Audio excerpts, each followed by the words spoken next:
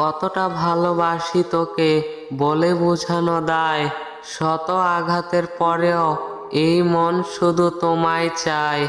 তোমার জন্য আমার হৃদয়ে রেখেছি ভালোবাসা বন্ধি। তোমার সাথে শুধু আমি করছি প্রেম ভালোবাসার সন্ধি। আসবে যেদিন দেখবে সেদিন সব ভালোবাসা তোলা। তোমার জন্য আমৃত্যু আমার হৃদয়ের দ্বার খোলা।